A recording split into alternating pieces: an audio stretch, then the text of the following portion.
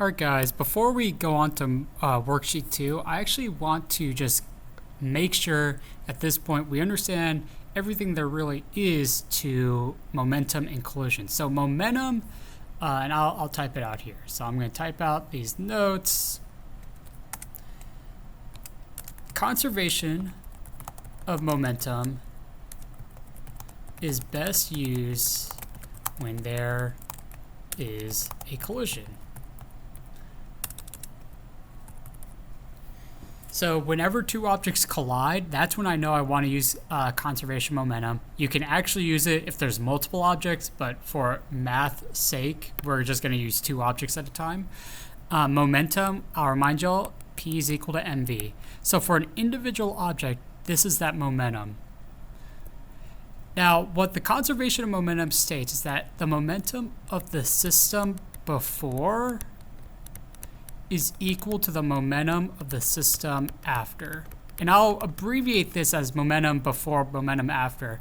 But if we're thinking about two objects, that is P1 plus P2 is equal to P1 prime plus P2 prime. Now, the differences between, let me rephrase that. P1 does not equal P1 prime, and P2 does not equal P2 prime. It's the sum of all the momentum before is equal to the sum of all the momentum after. And now, when you're working through problems, you're going to want to say they might be equal to each other, just like going quickly, but they're not. So yeah, let's explore this a little bit more in this worksheet. There are several different collisions as well. So y'all saw in that simulation before. In that simulation, we had an elastic collision. That was when objects bounced off each other.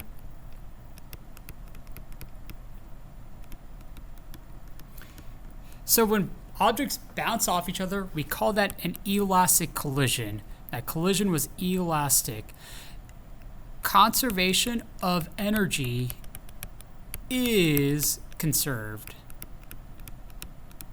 So it is conserved, meaning EK of the system before is equal to EK of the system after.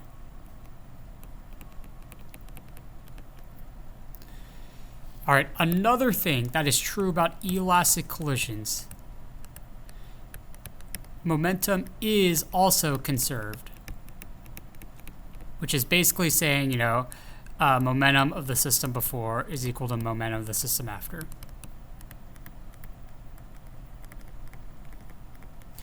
All right, so I think this is pretty straightforward. Everything is conserved basically in an elastic collision. But what if it's not an elastic collision? What if it's inelastic?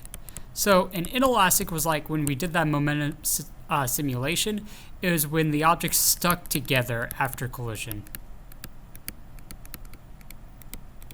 When they stuck together. And what we saw was that conservation of energy was not conserved.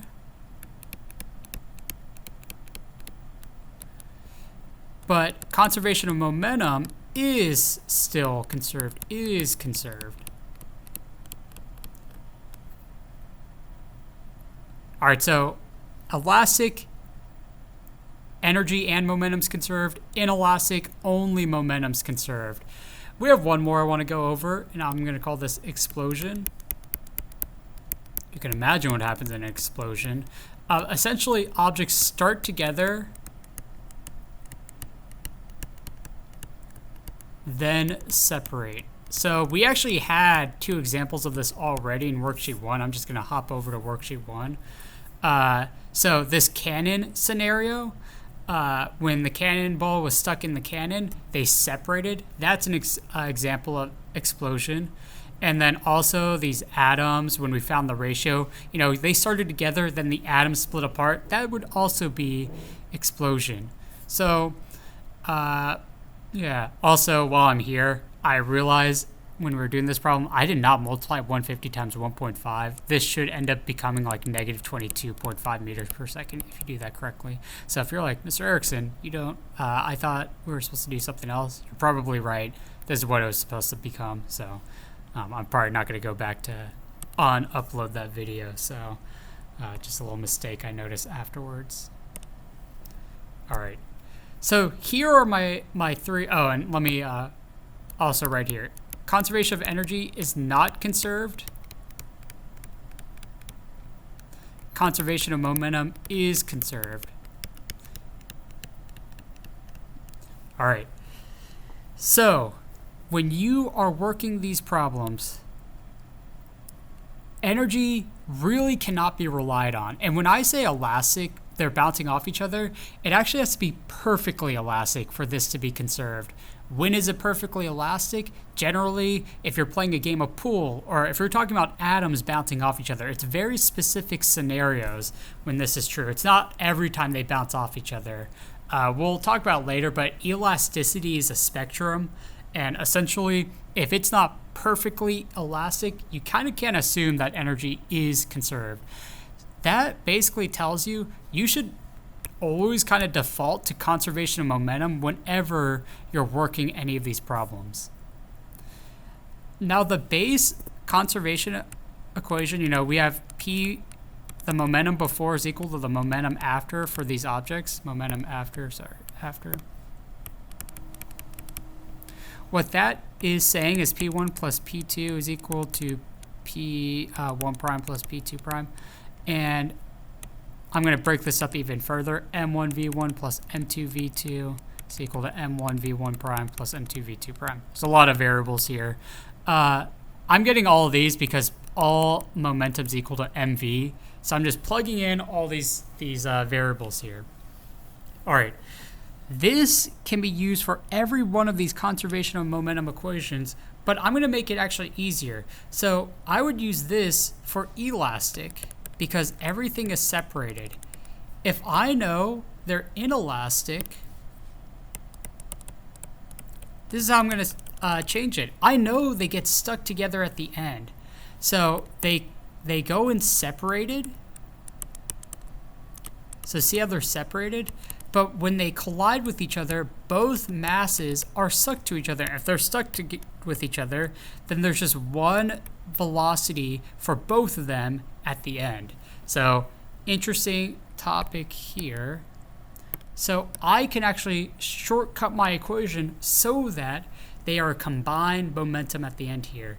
Now, momentum of object 1 and object 2, if you can tell them apart, still have different momentums. They're just stuck together. We only have one last velocity to take account into. Explosion will be the opposite. They start off stuck together and then they split apart.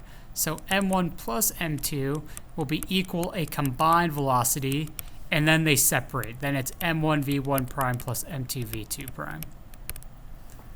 All right, so these are my full conservation of momentum equations here.